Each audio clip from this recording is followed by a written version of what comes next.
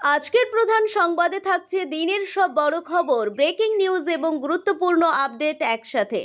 আজকের খবরের শিরোনাম। বাংলায় অবশেষে ডাবল ইঞ্জিন সরকার, বিজেপির হাত ধরে কোন কোন কেন্দ্রীয় প্রকল্পের সুবিধা মিলবে? রীতি মেনে ইস্তফা দিলেন না মমতা, কেন? বড় পদক্ষেপের চিন্তা ভাবনা। অমিত শাহ বাজবেন বাংলার প্রথম বিজেপি মুখ্যমন্ত্রী, তালিকায় সবচেয়ে এগিয়ে গেলেন কে? আমার জন্যই মুর্শিদাবাদে ফুটলো 8টি পদ্ম, তৃণমূলের পতনের নেপথ্যে বিস্ফোরক দাবি হুমায়ুন কবিরের। তৃণমূলের ভরাডুবি নিয়ে সরব হলেন কর্মীরা, শুরু বিশ্লেষণ। আসছি বিস্তারিত খবরে। পশ্চিমবঙ্গে 15 বছরের ঘাসফুল শাসনের অবসান হয়ে এক নতুন রাজনৈতিক অধ্যায়ের সূচনা হয়েছে। বিধানসভা নির্বাচনের চূড়ান্ত ফলাফল স্পষ্ট হতেই দেখা যাচ্ছে বিপুল জনসমর্থন নিয়ে রাজ্যে ক্ষমতায় আসতে চলেছে বিজেপি। নিরঙ্কুশ সংখ্যাগরিষ্ঠতা অর্জন করেছে গেরুয়া শিবির। আগামী 9 মে নতুন সরকারের শপথ গ্রহণ অনুষ্ঠান হওয়ার কথা।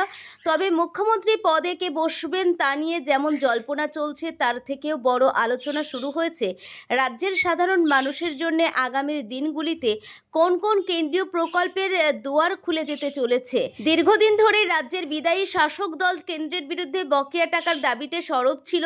পাল্টা দিল্লি নেতৃত্বের অভিযোগ ছিল রাজ্য সরকারের অসহযোগিতার কারণেই বাংলার মানুষ একাধিক কেন্দ্রীয় প্রকল্পের সুবিধা থেকে বঞ্চিত হচ্ছেন।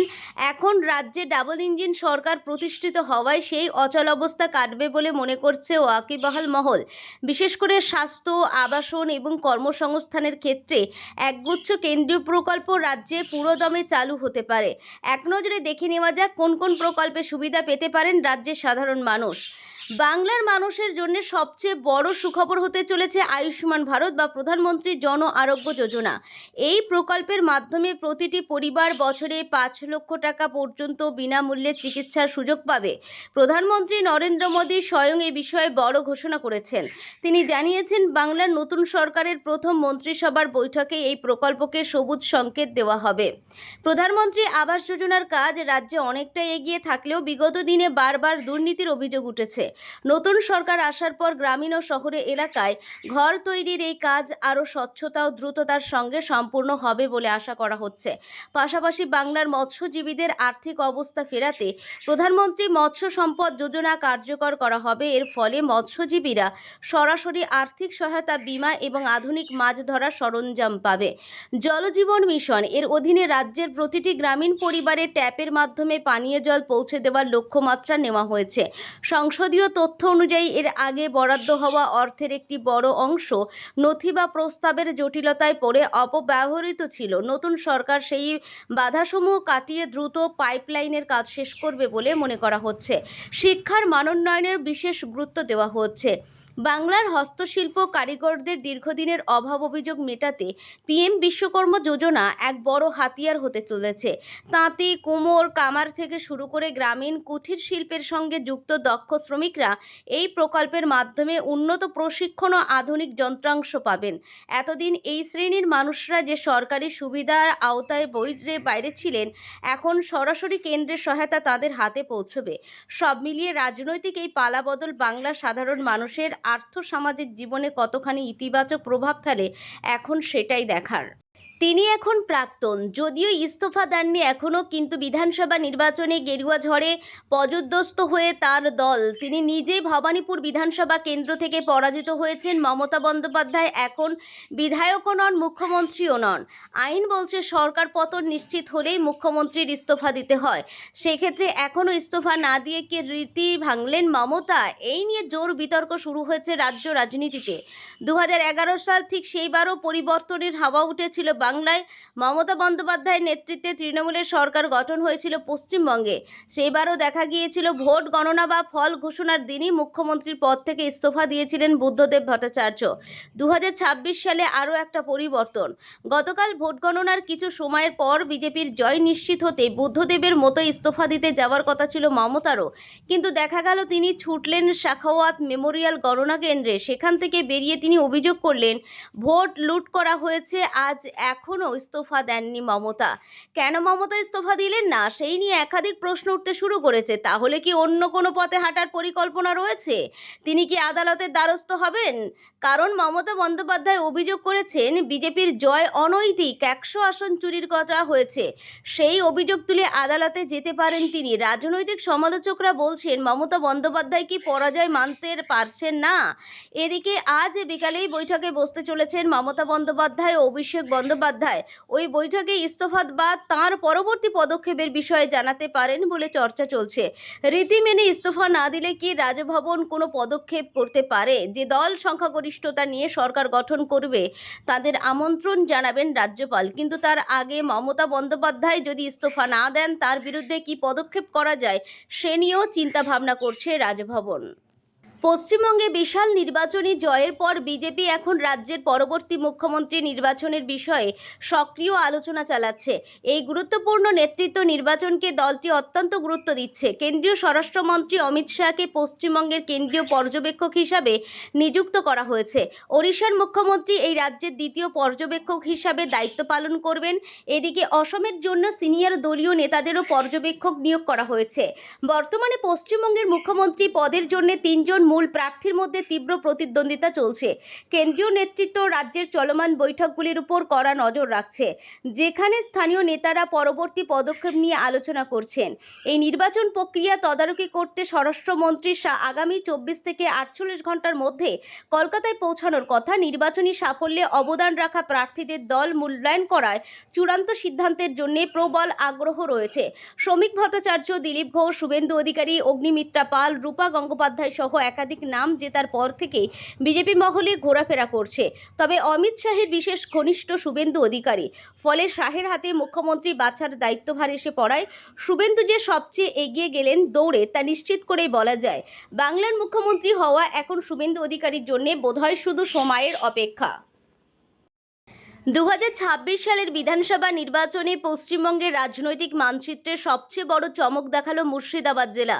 দীর্ঘদিনের তৃণমূলের দুর্গ হিসাবে পরিচিত এই জেলায় শাসক দলের আধিপত্যে বড়সড় ফাটল ধরিয়েছে ভারতীয় জনতা পার্টি। তবে গেরুয়া শিবিরের এই অভাবনীয় উত্থানের নেপথ্যে নিজের কারিশমা ও রাজনৈতিক কৌশলকে দায়ী করেছেন আমজনতা উন্নয়ন পার্টির চেয়ারম্যান হুমায়ুন কবির। তাঁর দাবি, তৃণমূলকে শিক্ষা দিতেই তিনি এমন পরিস্থিতি তৈরি করেছেন যার ফলে বিজেপি জেলায় 8টি আসন দখল করতে সক্ষম হয়েছে। 2021 সালের নির্বাচনে মুর্শিদাবাদের 22টি আসনের মধ্যে 20টিতে জয়লাভ করেছিল তৃণমূল কংগ্রেস, কিন্তু এবারের নির্বাচনে সেই সংখ্যা নেমে দাঁড়িয়েছে মাত্র 9-এ। অন্যদিকে গতবার মাত্র 2টিতে জেতা বিজেপি এবার 8টি আসনে জয়ী হয়ে জেলায় প্রধান বিরোধী শক্তি হিসাবে উঠে এসেছে। এই পট পরিবর্তনের কৃতিত্ব দাবি করে হুমায়ুন কবির জানান, তাঁকেও তাঁর পরিবারকে হেনস্থা করার পাল্টা জবাব দিতেই তিনি তৃণমূলের ভোট ব্যাংকে ধস নামিয়েছেন। নিজের সদ্যজাত দল আমজনতা উন্নয়ন পার্টি থেকে রেজিনগর ও নওদা উভয় আসনেই বিশাল ব্যবধানে জয়ী হয়ে তিনি নিজের রাজনৈতিক প্রভাবের প্রমাণ দিয়েছেন। রেজিনগরে বিজেপি প্রার্থীকে প্রায় 59,000 এবং তৃণমূল প্রার্থীকে 81,000 ভোটে হারিয়েছেন তিনি। হুমায়ুন কবির বিজেপির জয়ের কৃতিত্ব নিলেও তা মানতে নারাজ জেলা বিজেপি নেতৃত্ব। জেলা সভাপতি সৌমেন মণ্ডলের মতে, হুমায়ুন কবিরের মতো আদর্শগতভাবে ভিন্ন মেরুর নেতার সমর্থন নেওয়ার প্রশ্নই ওঠে না। এই বাকযুদ্ধের আবহে হুমায়ুন কবির তাঁর পরবর্তী লক্ষ্য স্থির করে ফেলেছেন। তিনি রেজিনগর আসন থেকে ইস্তফা দিয়ে সেখানে নিজের ছেলে রবিনকে উপনির্বাচনে দাঁড় করানোর এবং নিজে বহরমপুর লোকসভা কেন্দ্র থেকে প্রতিদ্বন্দ্বিতা করার পরিকল্পনা ঘোষণা করেছেন। রাজনৈতিক বিশ্লেষকদের মতে, হুমায়ুনের এই ব্যক্তিগত কারিশমা এবং তৃণমূলের উপর তার ক্ষোভ মুর্শিদাবাদের সংখ্যালঘু গ্রামীণ ভোট ব্যাংকে বড় ধরনের বিভাজন তৈরি করেছে, যার সরাসরি সুবিধা পেয়েছে বিজেপি। জেলায় তৃণমূলের এই বিপর্যয় আগামী পঞ্চায়েত নির্বাচনে শাসক দলের জন্য বড় চ্যালেঞ্জ হয়ে দাঁড়াতে পারে বলে মনে করা হচ্ছে। 8-4 হাওড়া সদরের 8টি বিধানসভা কেন্দ্রের মধ্যে 4টিতে পরাজয় সহজে হজম করতে পারছে না তৃণমূল। একসময় নিরাপদ বলে ধরা আসনগুলি এভাবে হাতছাড়া হওয়ায় দলের অন্দরে শুরু হয়েছে জোরদার কাটাছেঁড়া। এদিকে দলের একাধিক নেতাকর্মী এবার মুখ খুলছেন অভ্যন্তরীণ কোন্দল ও অন্তর্ঘাতের অভিযোগ নিয়ে। উত্তর হাওড়া কেন্দ্রে তৃণমূল ভরাডুবির সবচেয়ে বেশি চর্চার বিষয় হয়ে উঠেছে। দলীয় সূত্রের দাবি, সংখ্যালঘু অধ্যুষিত ওয়ার্ড ছাড়া বাঙালি অবাঙালি অধ্যুষিত প্রায় সব ওয়ার্ডেই সমর্থন হারাতে হয়েছে। নিকাশি ব্যবস্থা ও পানীয় জলের মতো মৌলিক পরিষেবার ঘাটতি যেমন ক্ষোভ বাড়িয়েছে, তেমনি বেআইনি দুষ্কৃতী দৌরাত্ম্য বড় ফ্যাক্টর হিসাবে কাজ করেছে। নাম প্রকাশে অনিচ্ছুক দলীয় কর্মীদের অনেকেই বলেন, সাম্প্রতিক শুটআউট এবং মূল অভিযুক্তের সঙ্গে দলের একাংশের ঘনিষ্ঠতার অভিযোগে মানুষের মধ্যে বিরূপ প্রতিক্রিয়া তৈরি করেছে। একই চিত্র শিবপুরেও। এখানে রানা চট্টোপাধ্যায়ের স্বচ্ছ ভাবমূর্তি থাকা সত্ত্বেও শেষ রক্ষা হয়নি। কর্মীদের অভিযোগ, গত 5 বছরে বেআইনি নির্মাণ, পুকুর ভরাট ও সিন্ডিকেট রাজ্যের বাড়বাড়ন্তের উপর নেতৃত্ব নিয়ন্ত্রণ হারায়। নাগরিক পরিষেবার কার্যত থমকে ছিল, যার খেসারত দিতে হয়েছে ভোটে।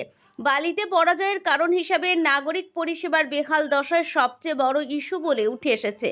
স্থানীয় তৃণমূল কর্মীদের বক্তব্য, বালি, বেলুড় ও লিলুয়া অঞ্চলে দীর্ঘদিন ধরেই ভাঙা রাস্তাঘাট, নিকাশি অচলাবস্থায় এবং বৃষ্টিতে জল জমে যাওয়ার সমস্যা চরমে পৌঁছেছিল।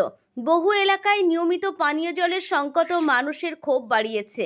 গ্রামীণ হাওড়ার জগৎবল্লভপুর পরাজয় ঘিরে বিতর্ক আরও তীব্র। এখানে প্রার্থী নির্বাচনেই ভুল সিদ্ধান্তের অভিযোগ তুলেছেন ব্লক নেতৃত্বের একাংশ।